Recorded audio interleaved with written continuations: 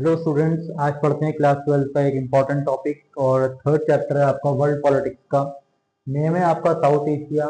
आज इस चैप्टर के अंदर हम साउथ एशिया के बारे में पढ़ेंगे। इससे पहले हमने कोल्ड वॉर के बारे में, वर्ल्ड वॉर के बारे में पढ़ा था। जैसे कि आप जानते हैं कि वर्ल्ड वॉर का टाइम पीरियड था आपका 1939 से 1945 तक।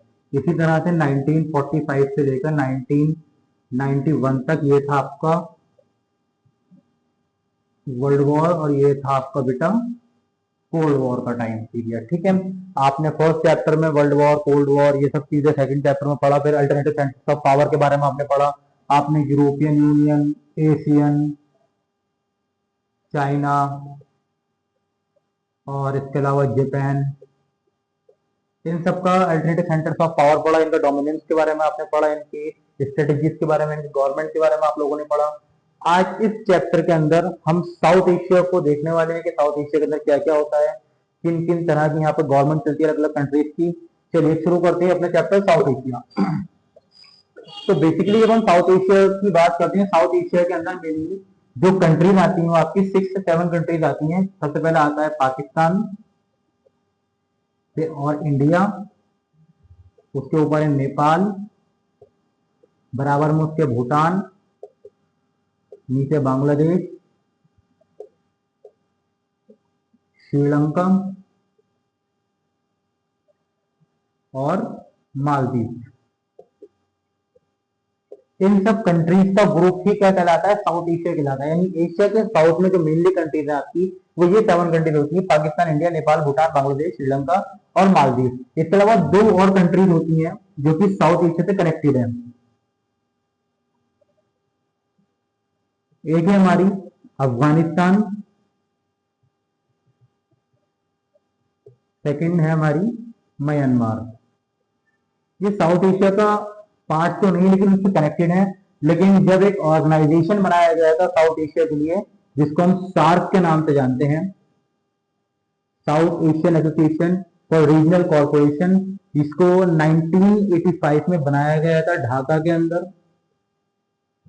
तो इसका पार्ट जो अफगानिस्तान था हमारा, वो 2007 में बन जाता है। ठीक है, पहले ये सभी कंट्रीज थी हमारी, लेकिन 2007 के अंदर अफगानिस्तान भी इसका सार्क का पार्ट बन जाता है। ठीक है, अब साउथ एशिया के अंदर हमें क्या क्या पढ़ना है? हमें इन सब कंट्रीज की गवर्नमेंट के बारे में पढ़ना है कि यहाँ की पॉलिटिक्स कैसी होती है, यहाँ का एडमिनिस्ट्रेशन कैसे चलता है। तो स्टार्ट करते हैं पहले पाकिस्तान से। ठीक है, पाकिस्तान के बारे में डिस्कस कर लेते हैं कि वहाँ की गवर्नमेंट कैसे बनी, बाद में क्या क्या हुआ था वहां पर सारा। इंडिया के लिए तो पूरी अलग सेकंड बुक जो है हमारी, उसमें पूरी इंडियन की पॉलिटिक्स है, पूरी बुक में पॉलिटिक्स इंडिया की पढ़ाई गई है। तो इसलिए इस चैप्टर में थोड़ा थोड़ा सा पोर्शन हमने सारी कंट्रीज के बारे में डिस्कस किया है।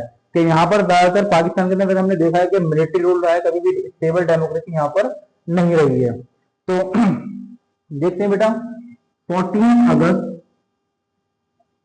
1947 पाकिस्तान इंडिपेंडेंट हुआ था।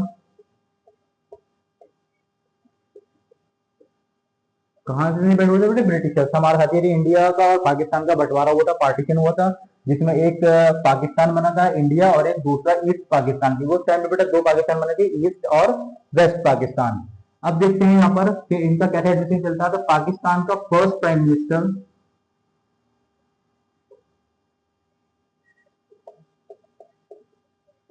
वो बने थे हमारे लियाकत अली खान। और first governor general of India, sorry Pakistan governor general, वो बने थे मोहम्मद अली जिन्ना। लोगों को लगता है कि वो पहले प्राइम मिनिस्टर थे, वो पहले प्राइम मिनिस्टर नहीं थे, बल्कि वो गवर्नर जनरल थे पाकिस्तान के। अब इसके बाद क्या होता है कि पाकिस्तान के अंदर पहली बार कॉन्स्टिट्यूशन बनता है 1956 में, फर्स्ट कॉन्स्टिट्यूशन। इस टाइम पीरियड में जो पाकिस्तान के पीएम थे, उनका नाम था इस्कंदर मिर्जा। इस्कंदर मिर्जा के टाइम पे उनका एक जनरल था, मिलिट्री जनरल, जिसका नाम था अयूब खान। अयूब खान क्या करता है, इनसे पावर को वो ले लेता है। किससे? इनका असैसिनेट करा देता है इनको,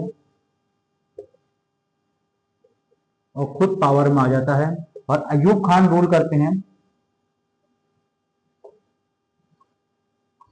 1958 से लेकर 1969 के टाइम पीरियड तक पाकिस्तान को जो रूल करा वो अयूब खान ने करा। अब अयूब खान एक इंपॉर्टेंट है इस चैप्टर के लिए, क्योंकि इनके टाइम पीरियड में बहुत सारे काम हुए थे। देख लेते हैं, जरा इनको सही से पढ़ लेते हैं। तो अयूब खान टाइम पीरियड क्या बताया, 1958 टू 1969। इनके टाइम पीरियड में सबसे पहले 1960 में इंडस वाटर ट्रीटी साइन हुआ था। अब क्या है इंडस वाटर ट्रीटी, देखिए बेटा, जैसे ये है हमारा इंडिया का पार्ट है पीछे का, यहाँ पे तिब्बत है, ये हमारा लद्दाख का एरिया है, और ये है पाकिस्तान का एरिया। यहाँ से एक रिवर फ्लो करती है, रिवर फ्लो करके निकलती है। ये रिवर है, इसका नाम है इंडस रिवर। तो इसकी वाटर शेयरिंग को लेकर डिस्प्यूट था इंडिया और पाकिस्तान के बीच में। तो इनके बीच एक एग्रीमेंट हुआ था कि वाटर को किस तरह से शेयर किया जाएगा, क्योंकि ये वाटर जो हमारी रिवर है ये तिब्बत से निकलती है, ये इंडिया होती हुई पाकिस्तान होती हुई अरेबियन सी में जाके मिल जाती है, ठीक है। लेकिन इंडिया सॉरी पाकिस्तान के पास कोई भी बड़ी वाटर बॉडी नहीं थी वाटर के लिए, तो यही इनका मेन सोर्स था वाटर का। तो इसके लिए बहुत बड़ा डिस्प्यूट था इंडिया पाकिस्तान को लेकर। तो यहाँ पर Indus water treaty agreement sign करते हैं 1960 में। इंडिया की साइड से आते हैं पीएम पंडित जवाहरलाल नेहरू, और सामने पाकिस्तान की साइड से आते हैं अयूब खान। ये एग्रीमेंट साइन करते हैं कब, 1960 में। अच्छा, इंडस वाटर ट्रीटी को साइन किसने कराया बेटा, जब भी दो एग्रीमेंट दो लोगों के बीच में होते हैं तो तीसरा मेडिएटर होता है, तीसरा कराने वाला होता है। तो ये किसने कराया था बेटा, मेडिएटर था इसका वर्ल्ड बैंक। वर्ल्ड बैंक ने ये एग्रीमेंट को साइन कराया था, ठीक है। इसका गारंटर भी है हमारा, वर्ल्ड बैंक की गारंटर है आपका। इसके साथ साथ ये भी एग्रीमेंट इन्होंने साइन कराया था वर्ल्ड बैंक ने इंडिया और पाकिस्तान के बीच में। कौन सा, इंडस वाटर ट्रीटी एग्रीमेंट, इसको साइन कराया गया था, जिसमें जो इंडस की जितनी भी ट्रिब्यूटरी है उसको शेयर किया जाएगा। जैसे हमारी ट्रिब्यूटरी है चेनाब, रावी, बीस, झेलम और सतलुज। ये रिवर थी, जो वेस्टर्न रिवर थी वो पाकिस्तान शेयर करेगा, जितनी भी ईस्टर्न रिवर थी हमारी वो इंडिया के पास रहेंगी, ठीक है। तो ये 1960 के टाइम पीरियड था, यूब खान के टाइम पे। इसके बाद क्या होता है कि इंडिया की और पाकिस्तान की वॉर होती है, इंडिया पाक वॉर, जिसमें इंडिया इजीली जीत जाता है। इंडिया वॉन द वॉर, और यहाँ पे भी पाकिस्तान बहुत बुरी तरह से हार जाता है इंडियन मिलिट्री से। अब इनके बीच एक एग्रीमेंट साइन होता है, जब भी कोई वॉर होती है तो उसको खत्म करने के लिए एक एग्रीमेंट होता है। तो उस एग्रीमेंट को क्या कहते हैं, जो एग्रीमेंट हुआ था, तो वो था बेटे Tashkent agreement. Tashkent agreement. Tashkent क्या है, ताशकेंट उज्बेकिस्तान का कैपिटल है, उज्बेकिस्तान का कैपिटल सिटी है। वहां पर एग्रीमेंट हुआ था, इधर से हमारे इंडिया के बीच में हुआ था और पाकिस्तान के बीच में एक पीस ट्रीटी साइन हुई थी, जिसमें इंडिया की साइड से नेहरू जी आए थे और यहां से पाकिस्तान से अयूब खान थे। सॉरी, नेहरू जी नहीं थे हमारे उस टाइम पे, नेहरू जी की डेथ 1964 में हो गई थी। तो यहाँ से थे हमारे लाल बहादुर शास्त्री, लाल बहादुर शास्त्री, और यहाँ से अयूब खान ही थे, क्योंकि वो इस टाइम पर रूलर थे। अब इन दोनों का एग्रीमेंट किसने कराया था, देखिए बेटा, ये जो वॉर होगी थी इंडिया पाकिस्तान की वॉर चल रही थी, हम तो लाहौर तक पहुंच चुके थे 1965 में। हम लाहौर तक कब्जा करने वाले थे कि कौन बीच में आ जाता है, यूनाइटेड नेशन। ये वॉर को रुकवा देता है यूनाइटेड नेशन, और वॉर की शुरुआत पाकिस्तान ने की थी, खत्म हम करने ही वाले थे कि यूनाइटेड नेशन बीच में आ जाता है और इस वॉर को रोक लेता है। और इसको एग्रीमेंट साइन कराता है कौन आकर, USSR, union Soviet socialist Republic, यानी रशिया आ जाता है, एग्रीमेंट साइन कराता है। और रशिया अपने लीडर को भेजता है, किसका नाम था, कोसिगिन। उस टाइम पे प्राइम मिनिस्टर दूसरा था, प्रेसिडेंट दूसरा, लेकिन ये कोसिगिन को भेजते हैं और ये एग्रीमेंट साइन कराते हैं 1960 5 का। अब जब भी पाकिस्तान अपनी वॉर हार जाता है तो ये अपने लीडर को चेंज करने की सोचता है, तो वही यहाँ पर भी वही देखने के लिए मिलता है हमें।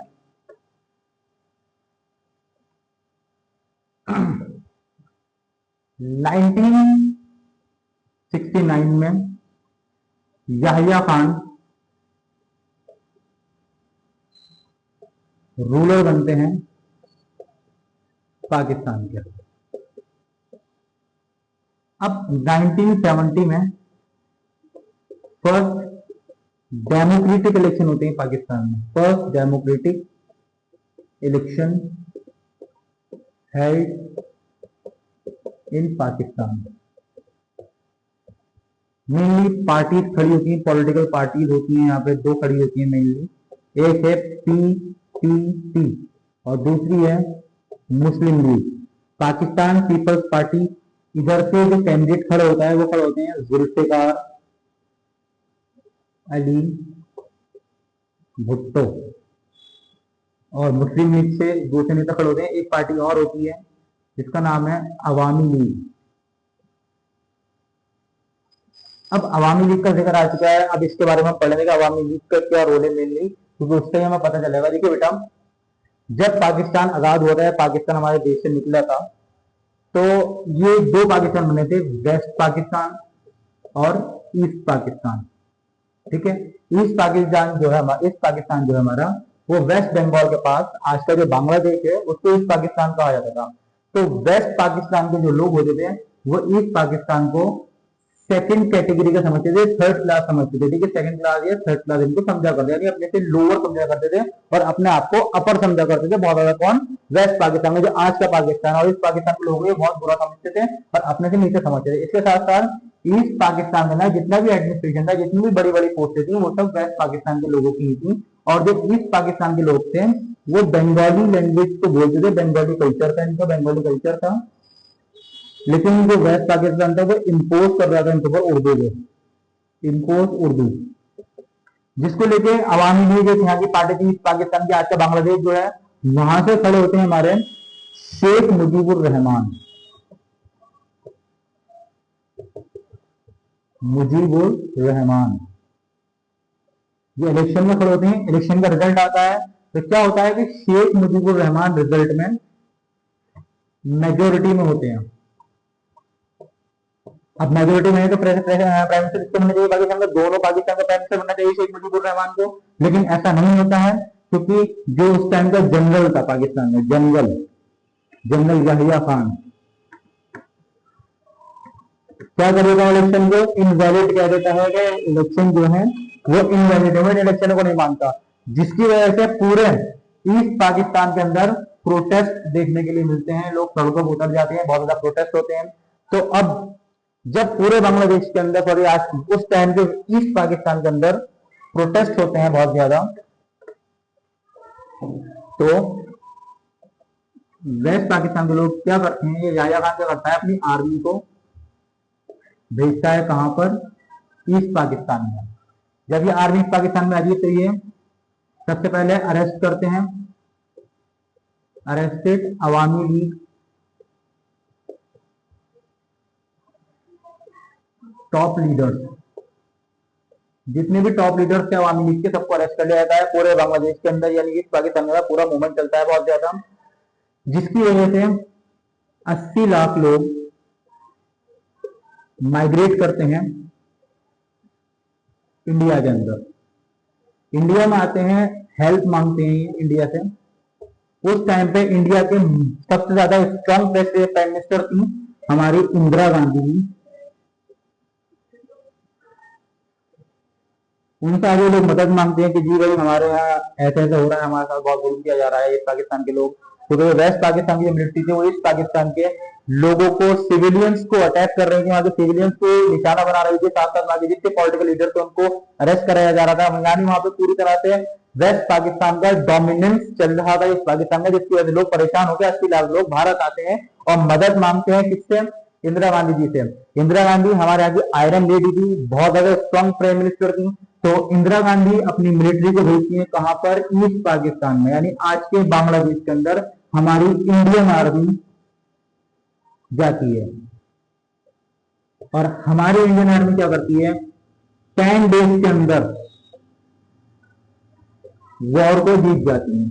क्या वॉर थी है, इंडिया पॉक वॉर 1971, सबसे बड़ा युद्ध हुआ था हिंदुस्तान पाकिस्तान का, 71 का वॉर था हमारा ये जमीन पर भी हुआ था, आसमान पर भी हुआ था और समुद्र में भी हुआ था, तीनों जगह से वॉर हुआ था जहां पर इंडिया की अच्छी जीत होती है और 10 दिन के अंदर अंदर हम पूरी पाकिस्तानी मिलिट्री को खदेड़ के फेंक देते हैं और वहां पर 90,000 सोल्जर 90,000 सरेंडर कर देते हैं इंडियन आर्मी को। तो ये बहुत बड़ी जीत थी इंडिया के लिए, जिसके बाद 16 दिसंबर 1971 को ईस्ट पाकिस्तान से क्या बन जाता है, एक इंडिपेंडेंट कंट्री बांग्लादेश, जिसको बनाया था इंदिरा गांधी जी ने, मदद करी थी बनाने में, इसकी बहुत बड़ा रोल रहा है इंडिया को। इंडिया ने यहाँ की मिलिट्री को मार के भेजा था, इनकी वेस्ट पाकिस्तान की मिलिट्री को हराया था और पाकिस्तान को बहुत बुरी तरह से हराया था हमारी इंदिरा गांधी जी की आर्मी ने, इनकी ऑर्डर पे सारा काम किया गया था।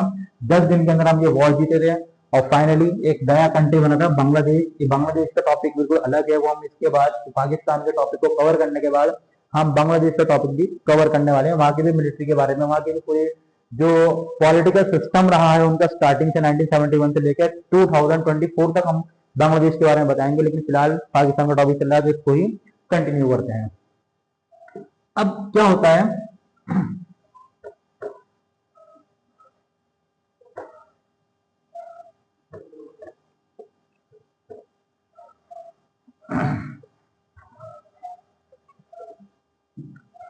नाइनटीन सेवेंटी में इलेक्शन हुए थे, हमें पता है।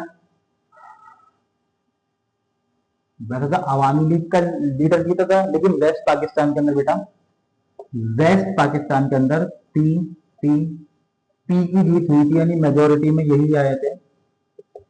इनका जो कैंडिडेट हमें पता है, जुल्फिकार अली भुट्टो,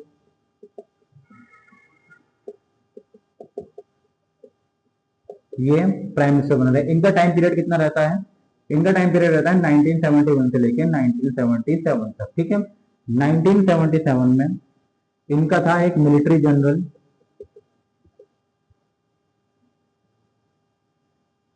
मिलिट्री जनरल क्या नाम था इनका, जिया उल हक। जिया उल हक क्या करता है, इनको असेसिनेट करा देता है।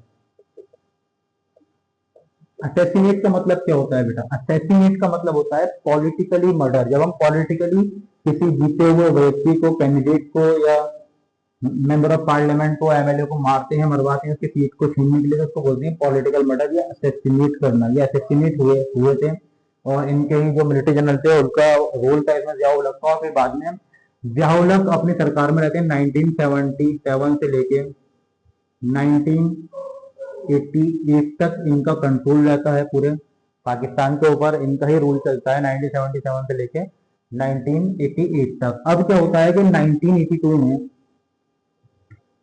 प्रो डेमोक्रेटिक प्रोटेस्ट होता है पूरे पाकिस्तान में, यानी यहाँ पर मिलिट्री रूल भी चल रहा है, लोग परेशान है मिलिट्री रूल से, military rule representative form of government क्यों नहीं है पाकिस्तान के अंदर।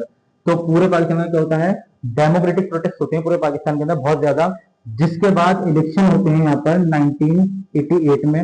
ये सेकेंड डेमोक्रेटिक इलेक्शन थे हमारे। पहले डेमोक्रेटिक इलेक्शन कौन से थे, 1970 पेपर में आया था। दूसरे डेमोक्रेटिक इलेक्शन कौन से थे, 1988 में, जो कि पाकिस्तान में हो रही है। जो पार्टी थी मेन वो पीपीपी और मुस्लिम लीग। तो पाकिस्तान पीपल्स पार्टी से अब तो जुल्फिकार अली भुट्टो है नहीं, तो मार दिया उन्होंने जुल्फिकार अली भुट्टो को जिया उल हक ने। तो अब कौन बनेगा, तो उनकी बेटी जुल्फिकार अली भुट्टो की बेटी बनी थी बेनजीर अली भुट्टो। मुस्लिम लीग से खड़े हुए थे नवाज शरीफ। अब रिजल्ट ये आता है कि ये हार जाते हैं और ये जीत जाती हैं। अब ये नेक्स्ट प्राइम मिनिस्टर बनती है बेनजीर भुट्टो, पाकिस्तान की नेक्स्ट पीएम। इनका टाइम पीरियड रहता है 1988 से लेकर 1994 तक। इनका भी सही रूल रहा थोड़ा बहुत, लेकिन इनको भी बाद में मार दिया जाता है।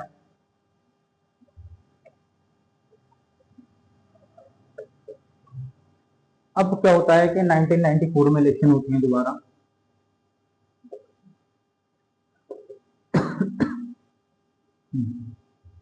पीपीपी और मुस्लिम लीग के बीच में। अब यहाँ से जो लीडर खड़े थे नवाज शरीफ, वो इस बार के इलेक्शन जीत जाते हैं और नेक्स्ट पीएम बनते हैं कहाँ के, पाकिस्तान के। अब यही पाकिस्तान को रूल करते हैं बाद में। अब इसके बाद क्या होता है कि 1999 में फिर से इंडिया से वॉर हो जाती है, जिसको हम बोलते हैं कारगिल युद्ध, यानी कारगिल वॉर। इसमें भी हर बार की तरह ही कौन जीतता है, सबको पता है, इंडिया हमेशा ही जीतता है, इंडिया वॉन द वॉर। अब जब भी पाकिस्तान वॉर आता है तो वो अपने लीडर को चेंज करता है। पाकिस्तान जब भी वॉर आ रहा था अपने लीडर को चेंज करता है। यहाँ पे पाकिस्तान हार गया। अब नवाज शरीफ का मिलिट्री जनरल कौन था, वो था परवेज मुशर्रफ। वो कूप करता है। कूप का मतलब क्या होता है कि किसी को रिप्लेस करना, किसी जीते हुए व्यक्ति को रिप्लेस करना, उसको हटा देना, उसकी पावर को छीन लेना, पॉलिटिकली पावर को छीन लेना, उसे बोलते हैं हमको। परवेज मुशर्रफ कूप करता है 2001 में, खुद को प्रेसिडेंट बना देता है वो पाकिस्तान का। यही तक था आपका पाकिस्तान का। अब जो हम नेक्स्ट टॉपिक कवर करेंगे वो ऐसे ही हम बांग्लादेश को कवर करेंगे। ऐसे ही हमारे वीडियोस को और देखने के लिए और आगे के टॉपिक को पढ़ने के लिए हमारे चैनल को लाइक करें और सब्सक्राइब करके रखें।